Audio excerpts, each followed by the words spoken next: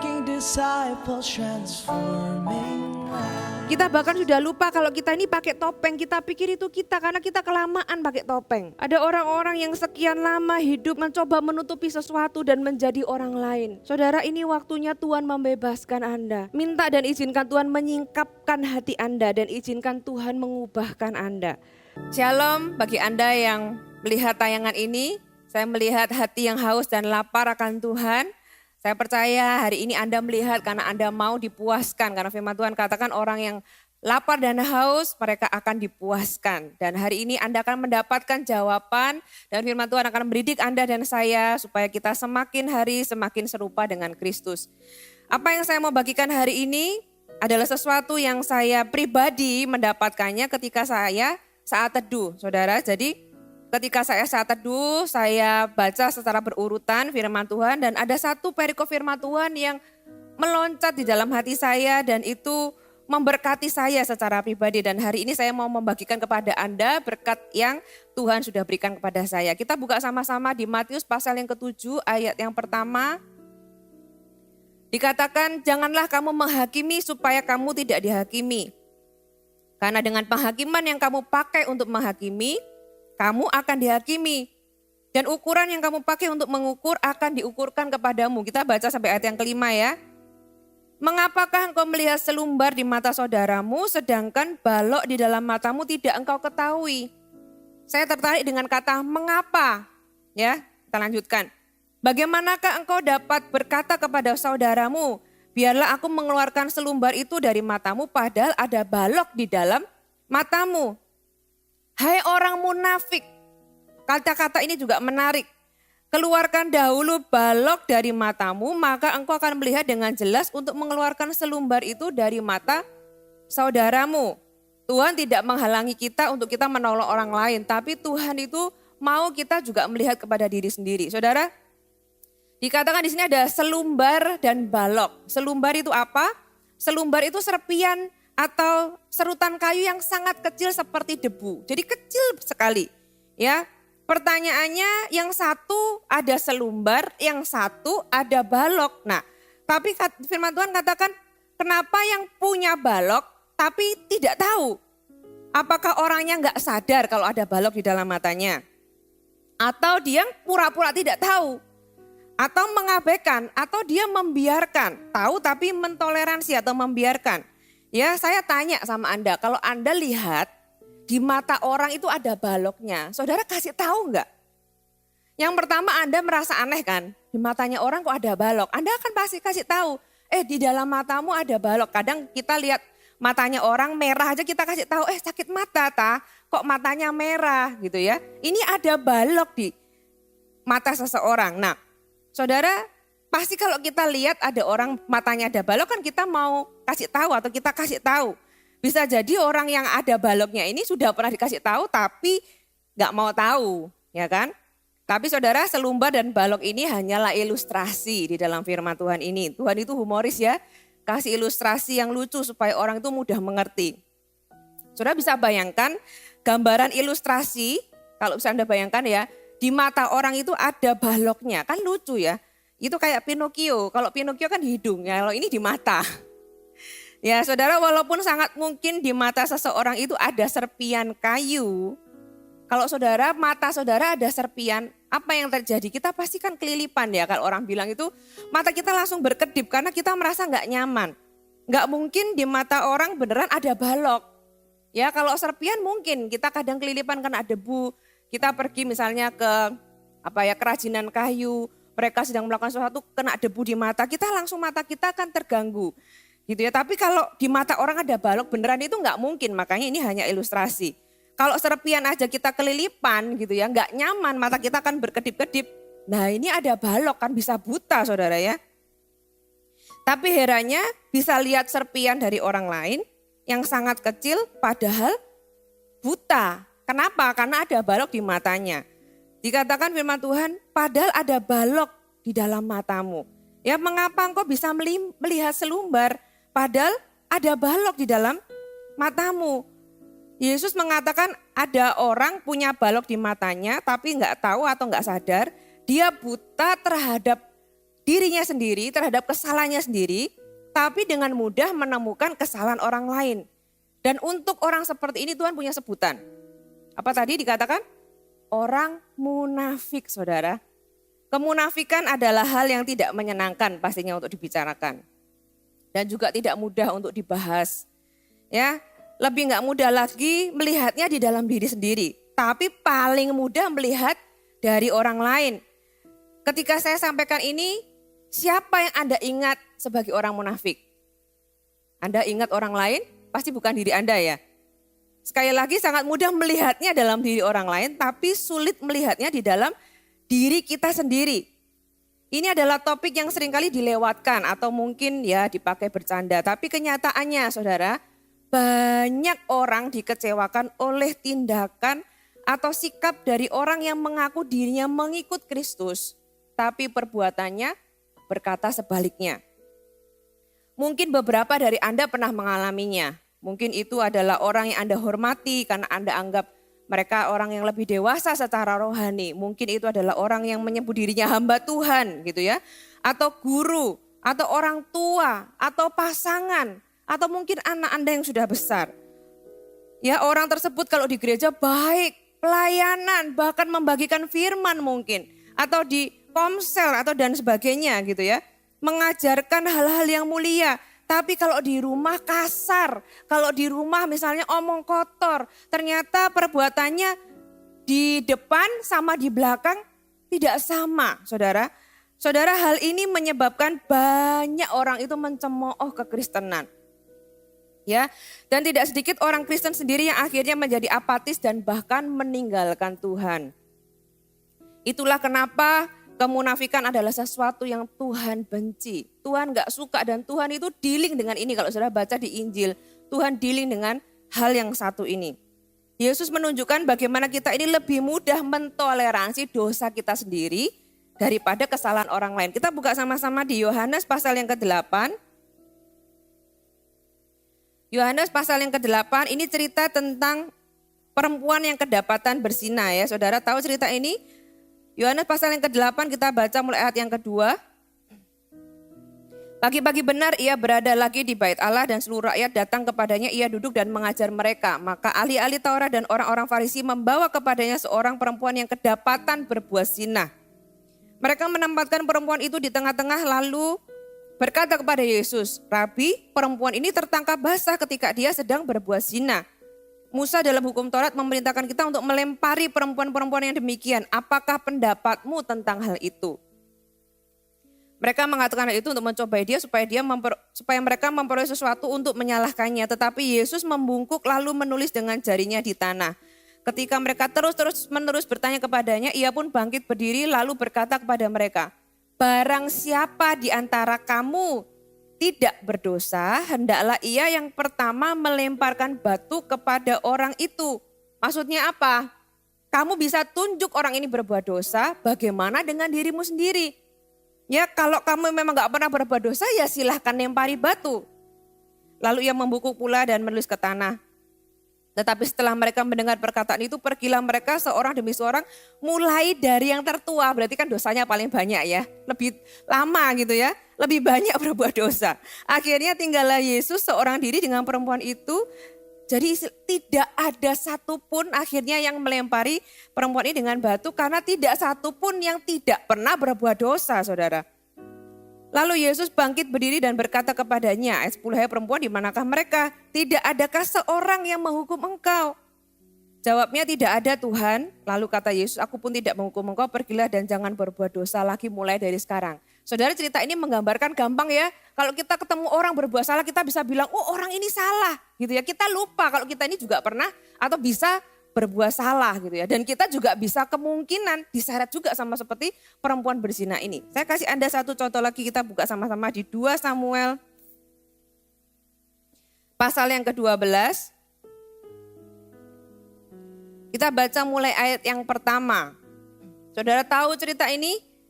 Judulnya Nathan memperingatkan Daud sehingga Daud menyesal. Tapi kita perhatikan peristiwanya ya saudara ya. Tuhan mengutus Nathan kepada Daud. Ia datang kepada Daud dan berkata kepadanya, ada 2 orang dalam satu kota, yang seorang kaya dan yang lain miskin. Si kaya mempunyai sangat banyak kambing domba dan lembu sapi. Si miskin tidak mempunyai apa-apa selain dari seekor anak domba betina yang kecil yang dibeli dan dipeliharanya. Anak domba itu menjadi besar padanya bersama-sama dengan anak-anaknya. Makan dari suapannya dan minum dari pialanya dan tidur di pangkuannya seperti seorang anak perempuan baginya. Pada suatu waktu orang kaya itu mendapat tamu dan ia merasa sayang mengambil seekor dari kambing dombanya atau lembunya atau untuk memasaknya bagi pengembara yang datang kepadanya itu. Lalu ia mengambil anak domba betina kepunyaan si miskin itu dan memasaknya bagi orang yang datang kepadanya itu. Jadi Nathan ini menceritakan sebuah cerita, menceritakan sebuah peristiwa, kejadian gitu ya. Lalu Daud menjadi sangat marah, perhatikan Daud itu marah sama orang yang diceritakan ini, sama orang kaya ini. Kok bisa-bisanya ya? Sangat marah karena orang itu dan ia berkata kepada Nathan, demi Tuhan yang hidup, orang yang melakukan itu harus dihukum mati karena dia mencuri apa? Mencuri domba betina yang kecil tadi kan, yang punya satu-satunya itu. Dan anak domba betina itu harus dibayar gantinya 4 kali lipat karena ia telah melakukan hal itu dan oleh karena ia tidak mengenal belas kasihan. Ya, dengan amarah, dengan ekspresi, dengan emosi gitu ya, Daud itu menuding orang kaya ini, gak tahu diri gitu ya. Orang ini harus dihukum, harus ganti rugi. Kemudian berkatalah Nathan kepada Daud, ayat 7, engkaulah orang itu, kata Nathan. Beginilah firman Tuhan Allah Israel, akulah yang mengurapi engkau menjadi raja atas Israel dan akulah yang melepaskan engkau dari tangan Saul. Telah kuberikan isi rumah tuanmu kepadamu dan istri-istri tuanmu ke dalam pangkuanmu. Aku telah memberikan kepadamu kaum Israel dan Yehuda. Dan seandainya itu tidak cukup, belum cukup, tentu kutambahkan lagi ini dan itu kepadamu. Mengapa engkau menghina Tuhan dengan melakukan apa yang jahat di matanya? Uria orang Het itu kau biarkan ditewaskan dengan pedang, istrinya kau ambil menjadi istrimu dan dia sendiri telah kau biarkan dibunuh oleh pedang Bani Amon. Saudara, ini cerita ketika Daud itu setelah berzina dengan Batseba dan gak cuma berzina dengan Batseba, dia membunuh suami Batseba. Ya, dengan triknya, dengan kuasanya, dengan powernya. Memang dia gak membunuh sendiri, tapi dia memakai strategi, dia memakai powernya sebagai raja supaya Uria ini mati, istrinya jadi miliknya. Saudara ya, saya bertanya-tanya Daud ini sadar gak sih ya waktu dia melakukannya? Kan itu sebuah peristiwa yang panjang saudara. Nah, dengan kondisi demikian itu sudah terjadi.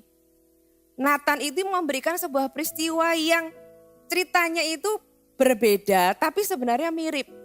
Daud itu bisa marah, menuding, bahkan dengan emosi harus orang ini ganti rugi. Saudara, kita bisa loh seperti Daud melakukan dosa yang besar, tapi kita bisa tuding orang lain dengan dosa yang mungkin mirip, mungkin lebih kecil. Gitu ya, dengan emosi, dengan marah, tanpa kita sadar bahwa kita sendiri ini juga, berbuat dosa. Saudara, dan itu Tuhan gak suka. Makanya waktu itu puji Tuhan gitu ya, Daud itu meresponi, dia sadar kayak ditempeleng sama Tuhan. Dia sadar bahwa aduh iya aku ini sudah berbuat dosa. Aku ini sudah berbuat dosa. Di dalam berbuat dosanya dia bahkan buta sehingga dia menyalahkan orang yang lain yang dosanya lebih kecil gitu ya. Dianggap kalau sebenarnya dosa mau besar kecil sama aja dosa. Tapi Daud bisa marah kepada orang lain tapi dia lupa bahwa dia itu berbuat dosa. Saudara, itu loh yang disebut kemunafikan. Kita bisa lihat selumbar di mata orang lain, kita itu buta terhadap balok yang ada di mata kita.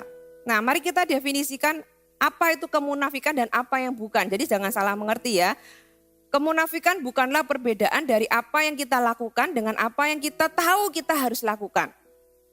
Ya, contohnya harusnya aku tuh tahu harusnya aku tuh gak boleh mikir kotor. Gitu ya, tapi aku kok berpikir kotor ya. Aku tahu sih harusnya aku gak boleh nonton ini, tapi aku nonton ini. Aku tahu harusnya aku gak boleh misalnya melakukan hal yang salah, gosipin orang, aku malah gosipin. Kalau ini bukan munafik, itu hanyalah dosa, itu dosa aja, tapi bukan kemunafikan. Nah, apa bedanya melakukan hal yang salah atau dosa dengan kemunafikan? Kemunafikan adalah jurang pemisah atau pembeda dari apa yang kita tampilkan di luar dengan siapa kita sebenarnya. Ya, kayak contoh yang tadi, orang Farisi itu tampil sebagai orang benar. Ya, dia menyalahkan orang yang berbuat zina. Daud juga tampil sebagai orang yang benar, tapi dan menyalahkan orang kaya yang mengambil domba betina tadi. Kemunafikan adalah pembeda dari apa yang kita katakan dan bagaimana kita menghidupinya. Ya, pembeda dari siapa kita yang coba kita personifikasi, kita tampilkan di depan publik dengan siapa kita sebenarnya, ya. Dan di bahasa Yunani kata yang dipakai Yesus untuk kemunafikan diartikan sebagai seorang aktor atau pemain drama di panggung, yaitu Anda bersembunyi di balik sebuah topeng atau Anda menjalankan karakter tokoh yang lain. Gitu ya, tokoh selain diri Anda, pastinya seorang tokoh, menjalankan karakter seorang tokoh.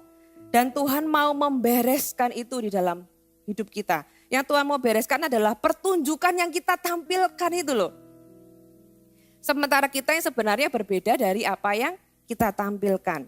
Paulus menjelaskan dengan baik tentang apa itu kemunafikan di Titus pasal yang pertama.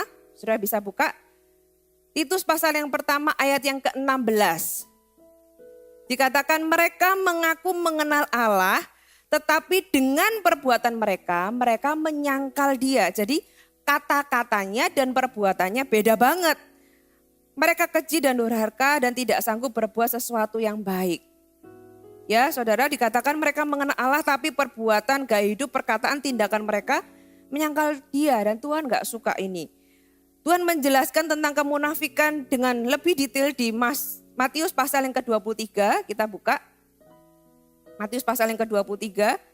Saudara bisa baca di sini ayat yang ketiga sampai ayat yang ke-5a.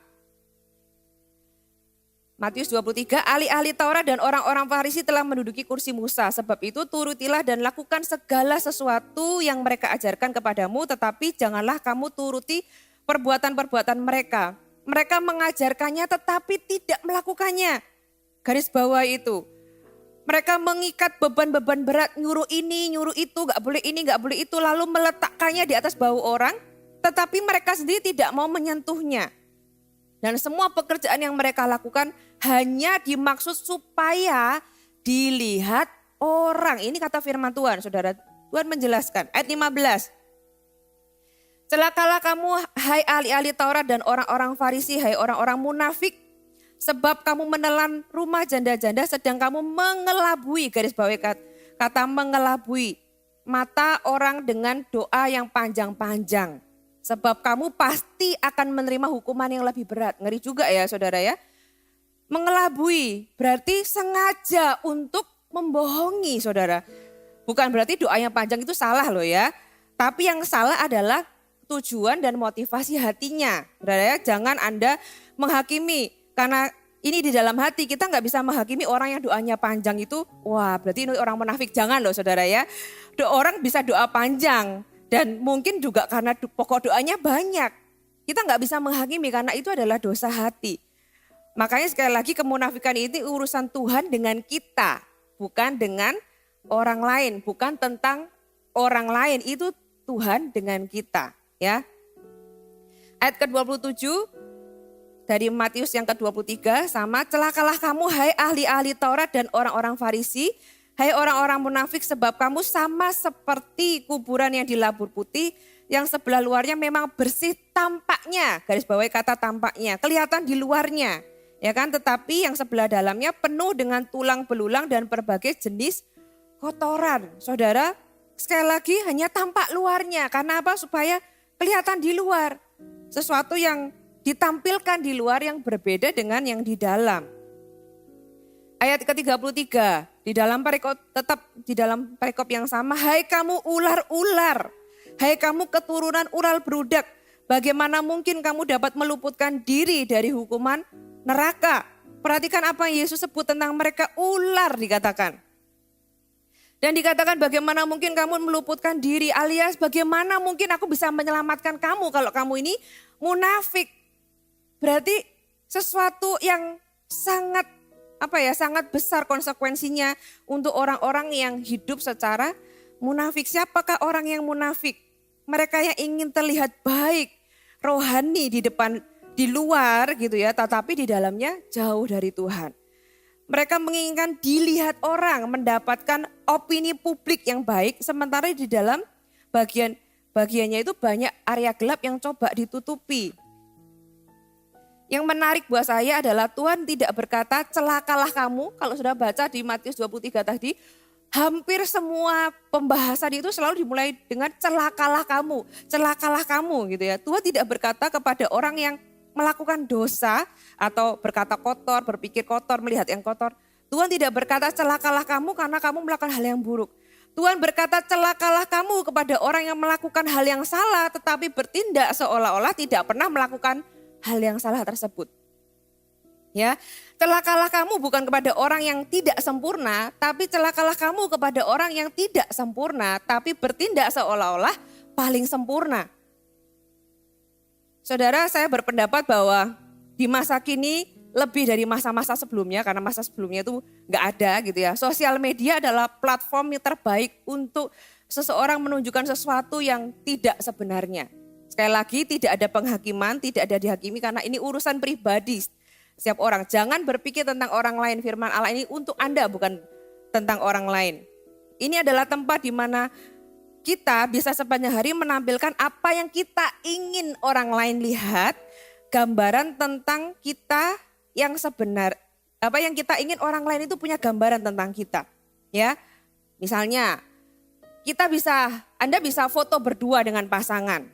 Ya, mesra, memuji pasangan gitu ya. Saya bangga punya pasangan seperti dia yang begini, begitu, gombal ini, gombal itu gitu ya. Padahal kenyataannya Anda mungkin tidak lagi bicara satu sama lain. Bahkan kalau di rumah pisah ranjang, nggak ngomongan, perang dingin sudah sekian lama. Bisa nggak? Banyak saudara. Ya, Anda bisa post foto saat teduh, Alkitab dibuka gitu ya. Tulis caption panjang lebar. Padahal aslinya Anda itu menghabiskan waktu untuk milih foto dan edit lebih lama daripada saat teduh itu sendiri. Bisa nggak? Bisa aja dan nggak ada orang yang tahu. Tapi orang pikirnya apa? Wih, rohani banget orang ini ya. Luar biasa. Jangan hakimi karena belum tentu semua orang seperti itu. Ya, ingat sekali lagi kemunafikan sangat mudah terlihat dari orang lain dan sangat sulit terlihat dalam diri kita. Dan firman Allah ini bukan tentang orang lain tapi untuk Anda dan saya. Kemunafikan adalah sesuatu yang kita tidak bisa hakimi dari orang lain, saudara ya. Kalau Anda lihat orang lain post sesuatu, jangan hakimi, wah berarti dia ini ingin dilihat. Enggak, belum tentu saudara, kita kan enggak tahu hatinya orang. Kalau kita menghakimi dan mudah sekali melihat kesalahan orang lain, jangan-jangan kita sendiri sudah munafik, saudara ya.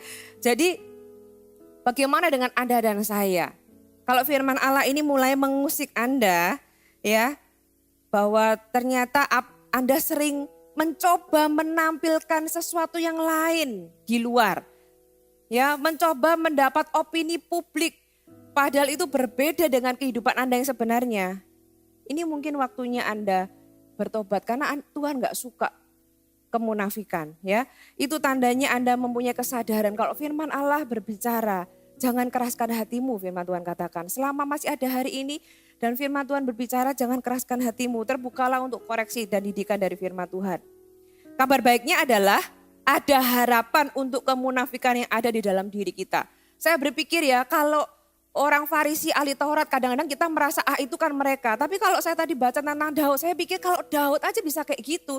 Lah apalagi saya gitu ya. Saudara, kemunafikan itu bisa terjadi kepada siapa saja. Dan Tuhan mau kita membersihkan diri dari itu. Kita buka sama-sama di Matius yang ke-23. Masih di ayat yang tadi ya, Matius 23. Saudara, ada harapan untuk kemunafikan yang ada dalam kita. Ada kasih karunia. Gimana caranya? Baca ayat 25.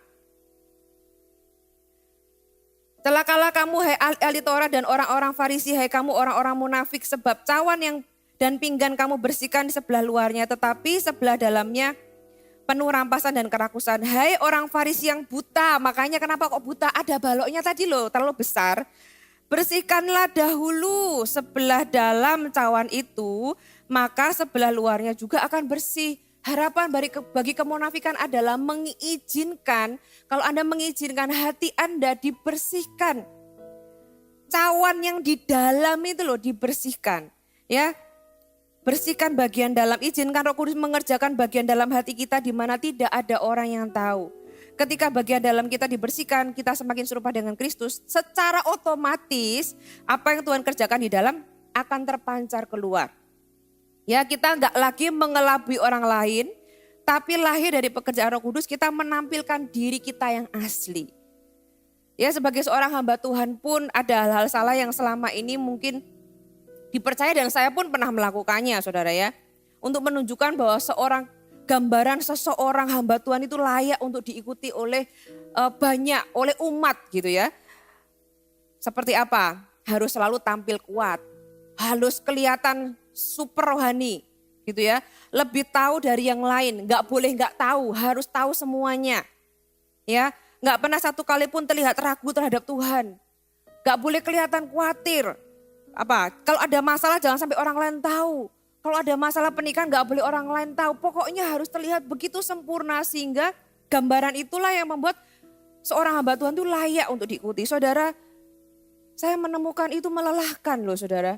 Itu bukan cuma melelahkan, tapi itu juga bahaya. Kenapa? Karena saya menyimpan diri saya di dalam gelap, sedangkan yang saya tampilkan di dalam terang itu orang lain. Menjadi bahaya kenapa? Karena dosa bertumbuh paling baik di dalam gelap. Lebih baik saya jadi pendosa yang jujur, saya mengakui gitu ya, saya berurusan dengan dosa saya daripada jadi orang munafik yang menipu orang banyak. Saya nggak mau. Makanya saya bilang firman Tuhan ini berbicara dulu buat saya. Bagi sebagian orang ini melegakan.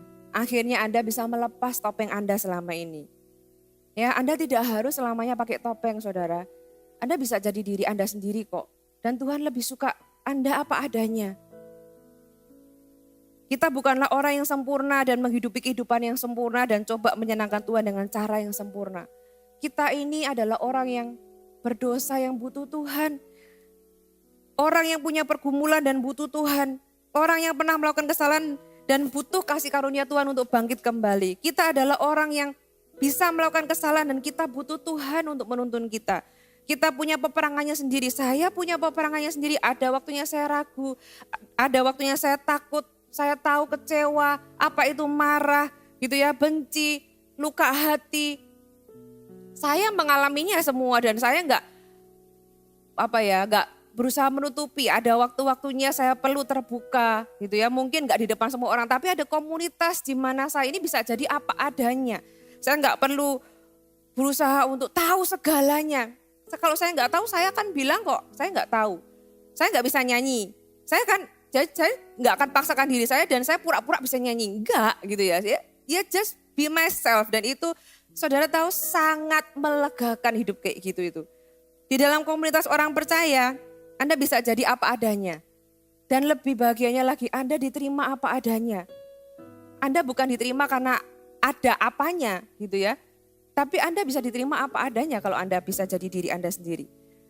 1 Petrus 2 ayat yang pertama. Dikatakan, karena itu buanglah, garis bawahi kata buanglah, lingkari kalau perlu. Segala kejahatan, segala tipu muslihat dan segala macam. Ternyata kemunafikan itu bermacam-macam. Segala macam kemunafikan, kedengkian dan fitnah. Saudara, ini waktunya Tuhan mau kita membuang segala macam kemunafikan. Ya, Daud di dalam Mazmur 139 ayat yang ke-23 sampai 24 dikatakan, selidikilah aku ya Allah dan kenalah hatiku, ujilah aku dan kenalah pikiran-pikiranku. Lihatlah apakah jalanku serong dan tuntunlah aku di jalan yang kekal. Jadikan ini doa kita, jadikan ini doa Anda. Kadang kita ini bahkan tidak mengenal diri kita sendiri loh. Tidak mengenal hati kita sendiri. Apalagi kalau kita ini sudah sekian lama hidup di balik topeng. Ya, kita sendiri ini kadang bahkan sampai di titik menipu diri sendiri, saudara. Kita bahkan sudah lupa kalau kita ini pakai topeng, kita pikir itu kita karena kita kelamaan pakai topeng. Ada orang-orang yang sekian lama hidup mencoba menutupi sesuatu dan menjadi orang lain. Saudara, ini waktunya Tuhan membebaskan Anda. Minta dan izinkan Tuhan menyingkapkan hati Anda dan izinkan Tuhan mengubahkan Anda. Tuhan tidak pernah menuntut kesempurnaan. Sebagai sesama manusia, kita sebenarnya tahu kok Tidak ada hidup yang sempurna, tidak ada orang yang sempurna. Tapi Tuhan yang sempurna itu tinggal di dalam diri kita. Apakah Anda mengizinkan diri Anda diubah dari dalam oleh pribadi yang sempurna itu? Ya, ketidaksempurnaan kita adalah ruang untuk Tuhan menyempurnakan kita. Itu ruang untuk Tuhan. Jangan pura-pura jadi orang yang sempurna. Kalau Anda sudah sempurna, Anda nggak butuh Tuhan. Ketidaksempurnaan kita itu mengundang Tuhan. Membuat kita tahu bahwa kita itu butuh Tuhan. Ya, ayat yang sama ini dalam bahasa Inggris dikatakan, search me God and know my heart. Ketahui hatiku. Bukan supaya Tuhan tahu hati kita, tapi supaya kita tahu hati kita. Test me and know my anxious thoughts. See if there is any offensive way in me. Lead me in the way everlasting. Jadikan ini doa Anda dan siapkan diri Anda. Kalau Tuhan singkapkan beberapa hal yang mungkin Anda selama ini tidak sadari atau mungkin Anda selama ini tuh coba abaikan selama bertahun-tahun. Doa ini akan membuat Anda keluar dari zona nyaman. Berkatalah, berdoalah, Tuhan selidiki hatiku. Tuhan selidiki hatiku. Yeremia 17 ayat 9 sampai 10 dikatakan, betapa liciknya hati, lebih licik daripada segala sesuatu. Hatinya sudah membatu, siapakah yang dapat mengetahuinya? Ya, kita tuh bahkan tidak tahu loh kalau hati kita tuh sudah membatu. Aku Tuhan yang menyelidiki hati. Tuhanlah yang bisa menyelidiki hati kita. Dan Tuhan menyingkapkannya kepada kita. Aku Tuhan yang menyelidiki hati dan menguji batin. Untuk memberi balasan kepada setiap orang setimpal dengan tingkah langkahnya, setimpal dengan hasil perbuatannya. Kita bisa menipu orang lain, tapi seringkali yang paling sering kita tipu itu apa? Diri kita sendiri. Kita berpikir, kita berkata pada diri kita sendiri, gak apa-apa lah, it's okay. Semua orang juga melakukannya, ini bukan masalah, sudahlah, lupakan, gak apa-apa. Dan sebagainya, kita suka menipu diri kita sendiri. Kita bahkan tidak tahu seberapa buruk kita, makanya kita perlu doakan ini, Tuhan selidiki hatiku. Tuhan kenalah hatiku. Ya, firman Tuhan tadi, selidiki aku ya Allah dan kenalah hatiku. Kenalah pikiran-pikiranku, bahasa Inggrisnya know my anxious thoughts. Kita ini punya pikiran-pikiran anxious, khawatir, cemas. Apa ketakutan Anda? Setiap orang punya ketakutannya sendiri, percaya ke Anda? Saya punya, Tuhan singkapkan itu seperti menempelak buat saya. Apa yang Anda takutkan? Ini bukan takut kecoa atau laba-laba, bukan ya. Apa yang secara internal membuat Anda takut? Misalnya apa? Anda takut tidak dapat jodoh. Sehingga Anda melakukan banyak hal gitu ya. Anda mencoba menarik seseorang, simpati seseorang dengan menjadi orang lain. Anda tampil keren gitu ya, sampai pinjam mobil, pinjam uang. Anda menjadi orang lain hanya karena Anda takut kehilangan orang yang Anda mau. Saudara, itu sangat menyakitkan dan mengecewakan tentunya nanti. Saudara, lebih baik Anda jadi apa adanya, kalau diterima Anda akan jauh lebih bersukacita. Gitu ya, apalagi takut ditolak orang. Sehingga Anda selalu berusaha tampil baik, tampil sempurna gitu ya. Karena apa? Karena takut ditolak orang. Anda gak suka ditolak orang. Takut gagal, takut kehilangan, takut terlihat buruk. Itu sesuatu yang momok di dalam hati dan kadang-kadang banyak orang itu gak sadar. Makanya Daud itu berkata, know my anxious thoughts. Tuhan kasih tahu aku, kenalah pikiran-pikiranku. Pikiran-pikiranku itu yang cemas, yang takut gitu ya. Ketakutan bisa membuat kita hidup untuk cari perkenanan manusia lebih dari perkenanan Tuhan. Ada orang-orang yang sukses tapi didorong dari rasa takut gagal. Jadi dia sukses itu supaya apa? Supaya karena dia tuh takut gagal gitu ya. Akhirnya orang itu terus mau sukses hanya untuk menutupi rasa takutnya. Takut itu ya gak punya iman gitu ya. Sesuatu yang kita tidak percaya kepada Tuhan karena kita takut. Saudara, berarti orang ini hidup bukan karena iman tapi karena rasa takut. Apa yang mendorong dia adalah rasa takut untuk gagal. Ada orang yang kalau cerita tuh suka dilebih-lebihkan gitu ya. Pernah saudara atau kita ini kadang cerita melebih-lebihkan dari sebenarnya supaya apa? Supaya terlihat baik, terlihat luar biasa, terlihat hebat. Menciptakan sebuah opini di diri orang lain yang melihat kita. Padahal mungkin kejadiannya tidak sebesar itu. Atau ada orang yang suka ceritanya tuh melas. ya aduh kasihan aku ini begini begitu, supaya kesannya punya tujuan untuk mengelabui orang lain, supaya menarik simpati, menarik belas kasihan. Padahal sebenarnya kondisi sebenarnya tidak seburuk yang diceritakan. Ada orang yang kalau dikasih masukan marah, membela diri gitu ya, marah balik. Bukan karena gak suka dikasih masukan, tapi karena takut terlihat buruk. Sehingga langsung defensif berlebihan.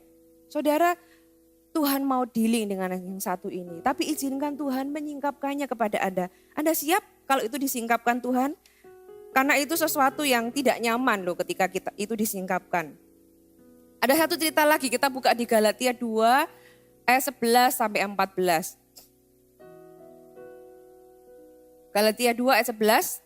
Tetapi waktu Kefas datang ke Antiokhia, aku berterus terang menentangnya. Ini Paulus yang tulis, sebab ia salah. Siapa Kefas? Kefas ini Petrus, saudara ya. Murid Yesus, salah satu rasul yang terkemuka. Karena sebelum beberapa orang dari kalangan Yakobus datang, ia makan sehidangan dengan saudara-saudara yang tidak bersunat. Tetapi setelah mereka datang, ia mengundurkan diri dan menjauhi mereka karena takut akan saudara-saudara yang bersunat. Dan orang-orang Yahudi yang lain pun turut berlaku munafik dengan dia.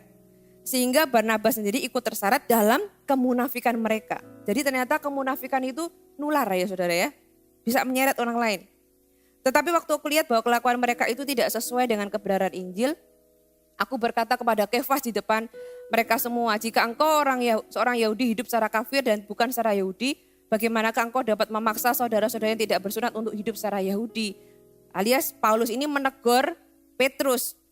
Petrus ini seorang rasul yang kalau dibanding kita mungkin jauh banget ya, dia rasul gitu loh ya.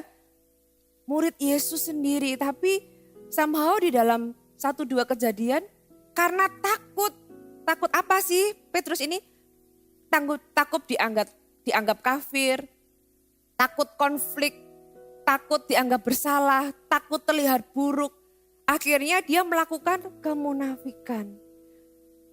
Jadi kalau Petrus aja bisa, saya tuh berpikir lah apalagi saya gitu ya. Tapi puji Tuhan Paulus menegur dan Petrus juga tahu kesalahannya. Saudara, kalau Anda mau membuka diri, hati Anda untuk Tuhan singkapkan, Tuhan akan menunjukkan hati Anda dan saya yang sebenarnya.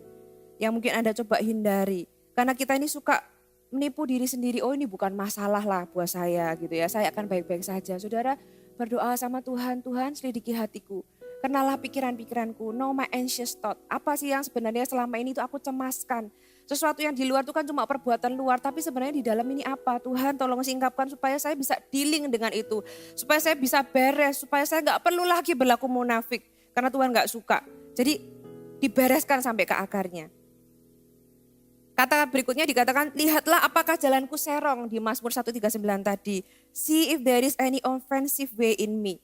Daud membuka dirinya di hadapan Tuhan, meminta Tuhan menunjukkan kepada dirinya hal apakah dosa atau hal apakah yang tidak menyenangkan Tuhan.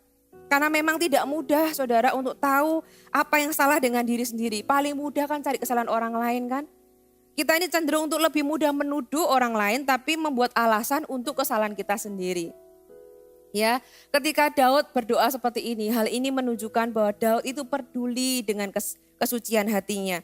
Dan dengan rendah hati dia mengakui bahwa sangat mungkin ada hal salah yang dia sendiri tidak sadari. Ini adalah doa yang akan mengubah hidup Anda, di mana Tuhan menyingkapkan, Anda mengizinkan Tuhan menyingkapkan dosa kita yang tersembunyi. Mazmur pasal yang 19 ayat 12 dikatakan, siapakah yang dapat mengetahui kesesatan? Bebaskan aku dari apa yang tidak kusadari. Sebuah doa yang cukup rendah hati dari seorang raja yang luar biasa. Dia menyadari bahwa ya kita ini manusia berdosa yang bisa tersesat. Dan bahkan kita gak sadar, makanya kita butuh Tuhan untuk menyingkapkan. Dan terakhir Daud katakan, tuntunlah aku di jalan yang kekal. Lead me in the way everlasting. Saudara, doa seperti ini berbahaya loh saudara ya. Anda perlu menyiapkan hati. Karena kalau hal ini disingkapkan pasti gak nyaman. Itu seperti dibedah tanpa anestesi.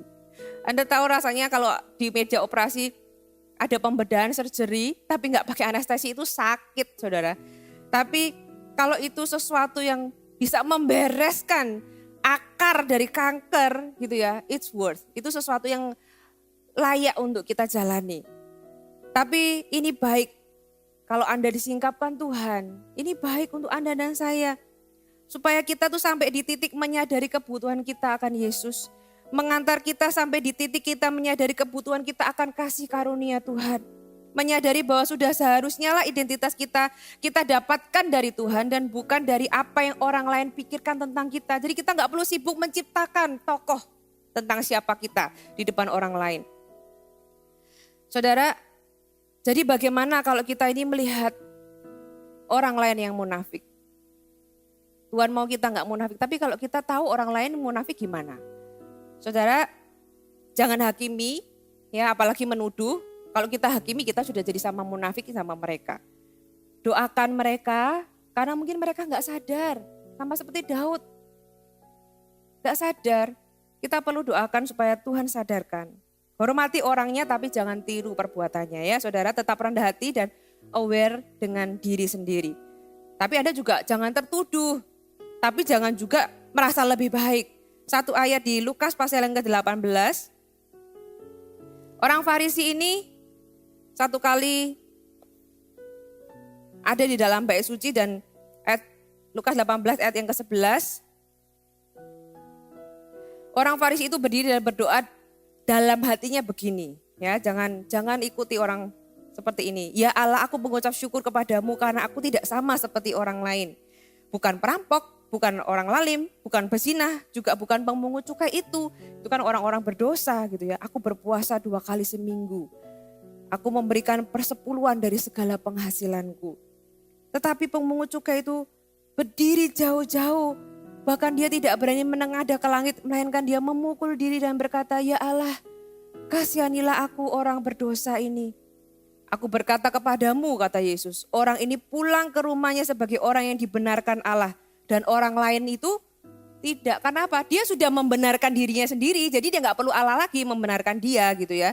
Sebab barang siapa meninggikan diri, ia akan direndahkan, dan barang siapa merendahkan diri, ia akan ditinggikan. Saudara, sekali lagi ini tentang Anda dan Tuhan, bukan tentang orang lain. Jadi izinkan Tuhan menyingkapkan hati Anda dan izinkan Tuhan membereskannya. Firman Tuhan tadi bilang, buanglah di dalam diri kita ini segala macam kemunafikan. Supaya apa? Supaya kita ini bisa jadi apa adanya. Ada berkat di dalam ketulusan. Kebalikan dari kemunafikan itu apa? Integritas, saudara. Kebalikan dari kemunafikan adalah orang yang punya integritas, orang yang tulus, apa adanya dan gak pakai topeng. Dan untuk orang yang tulus itu ada berkat. Kalau firman Allah dalam bahasa Inggris dikatakan integrity. Di dalam bahasa Indonesia gak ada integrity, diterjemahkan sebagai tulus atau ketulusan. Kita buka di Matius pasal yang ke-6.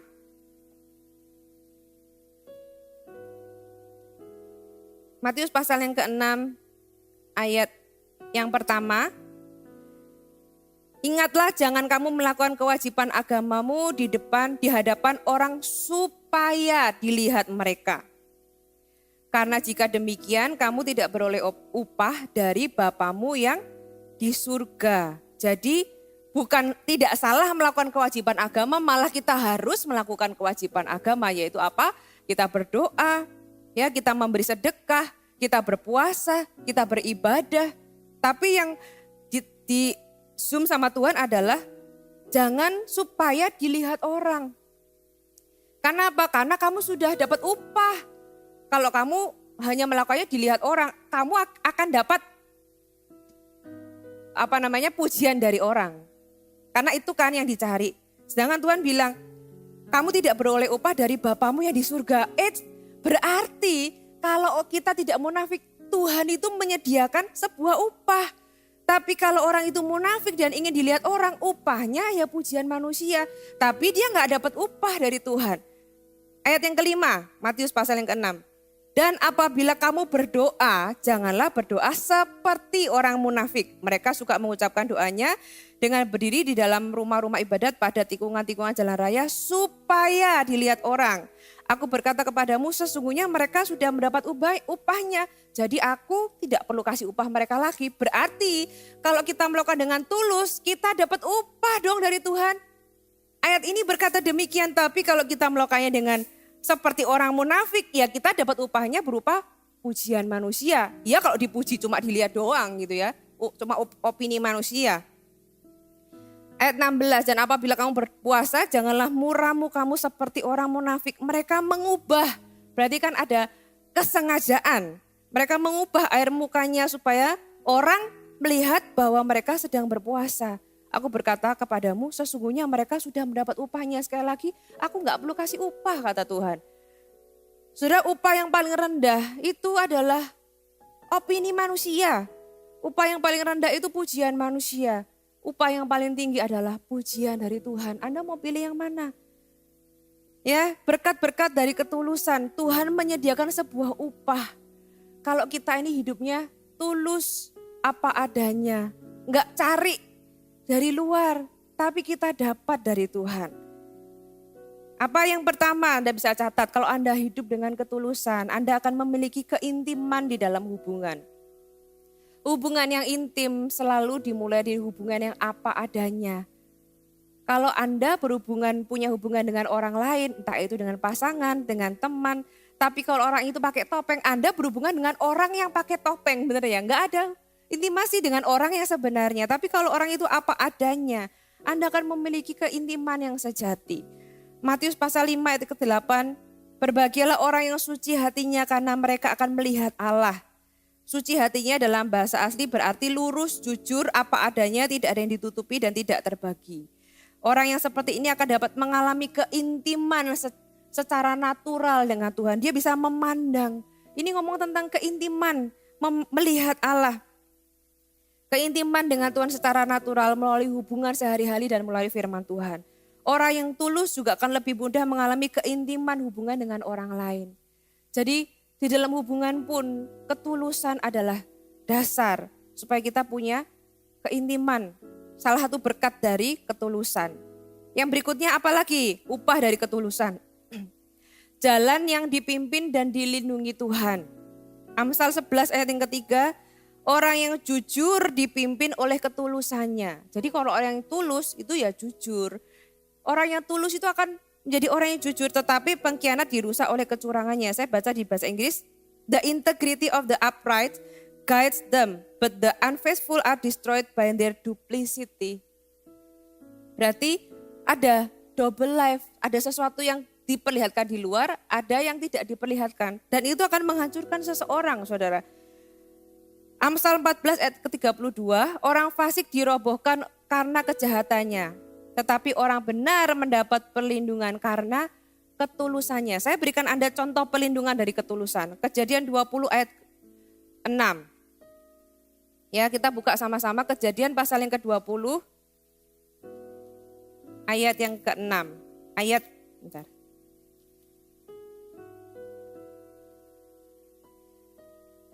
Saya baca mulai ayat yang pertama aja ya. Lalu Abraham berangkat dari situ ke tanah Negeb dan ia menetap antara Kades dan Syur.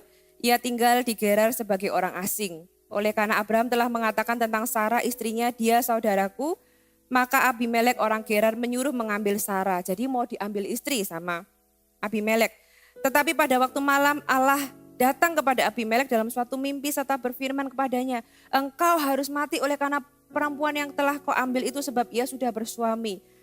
Adapun Abimelek belum menghampiri Sarah, berkatalah ia, Tuhan, apakah engkau membunuh bangsa yang tidak bersalah? Bukankah orang itu sendiri mengatakan kepadaku, dia saudaraku, dan perempuan itu sendiri telah mengatakan, iya saudaraku. Jadi hal ini kulakukan dengan hati yang tulus dan tangan yang suci. Lalu berfirmanlah Allah kepadanya dalam mimpi ini yang menarik. Aku tahu juga, berarti Tuhan itu tahu orang yang tulus dan orang yang tidak. Aku tahu juga, maksudnya aku bisa tahu kalau kamu itu tulus. Bahwa engkau telah melakukan itu dengan hati yang tulus, Tuhan itu tahu. Maka aku pun telah mencegah engkau untuk berbuat dosa terhadap aku. Sebab itu aku tidak membiarkan engkau menjamah dia. Luar biasa ya, Tuhan itu sangat menghargai ketulusan. Kalau Tuhan menemukan hati seseorang itu tulus, dia akan jaga kalau kakinya itu mau kepleset. Tuhan itu sudah tangkap dulu jangan sampai jatuh. Karena ketulusan itu menjaga seseorang. Tuhan sendiri bahkan menjaga supaya dia gak sampai salah di dalam ketulusannya. Saudara, Tuhan menjaga jalan orang yang tulus. Kalau kemunafikan itu Tuhan gak suka. Ketulusan adalah sesuatu yang Tuhan sangat hargai. Bahkan Tuhan sendiri akan menjagai kaki kita ketika dia mendapati ketulusan di dalam hati kita. Apalagi upah dari ketulusan, mengalami kebaikan Tuhan. Mazmur 73 ayat pertama. Sesungguhnya Allah itu baik bagi mereka yang tulus hatinya. Bagi mereka yang bersih hatinya, mereka akan bisa melihat kebaikan Tuhan. Mazmur 11 ayat yang ke-7, sebab Tuhan itu adil dan ia mengasihi keadilan. Orang yang tulus akan memandang wajahnya. Ini bicara tentang apa? Bicara ketika di masa-masa sulit dan butuh pertolongan. Orang yang tulus itu akan mudah menemukan Tuhan. Dan akan mengalami kebaikan Tuhan. Saudara, ada banyak berkat kalau kita ini hidup dalam ketulusan. Yang terakhir, sebenarnya ada banyak tapi saya cuma tulis ada 4 di sini. Mazmur 37 ayat 37. Perhatikanlah orang yang tulus dan lihatlah kepada orang yang jujur. Sebab pada orang yang suka damai akan ada masa depan. Orang yang tulus akan menuai masa depan yang baik. Ketulusan Anda hari ini adalah bekal untuk masa depan Anda. Saudara, hari ini izinkan Tuhan menyingkapkan hati kita. Izinkan Tuhan membersihkan sesuatu yang mungkin kotor di dalam hati kita. Kalau Tuhan bersihkan hati kita, kita akan menampilkan pekerjaan Tuhan. Kita bisa dengan natural menampilkan diri kita yang asli. Mari kita masuk ke dalam doa. Saya minta pemain musik maju ke depan. Saudara, firman Tuhan ini bukan hanya untuk hari ini. Firman Tuhan ini berbicara ke dalam hati Anda.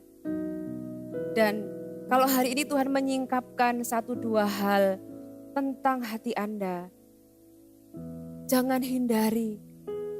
Mungkin sekian lama engkau coba hindari karena itu gak nyaman. Anda coba merasionalisasi diri Anda atau kesalahan Anda.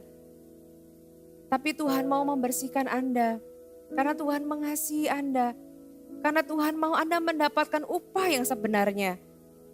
Tuhan mau kita membuang segala macam kemunafikan dan hidup di dalam ketulusan. Hai, terima kasih sudah bergabung bersama kami, Gereja Mount Sharon, Jabodetabek. Sebagai gereja Tuhan, adalah kerinduan bagi kami untuk melihat Anda terus bertumbuh di dalam pengenalan akan Tuhan dan mengalami perubahan hidup. Maka dari itu, bergabunglah bersama komunitas kecil kami, Connect Group. Dapatkan informasi lebih lanjut pada kolom deskripsi kami. Last but not least, don't forget to subscribe dan bagikan video ini kepada orang yang Anda kasihi. Thank you for joining us and see you next time.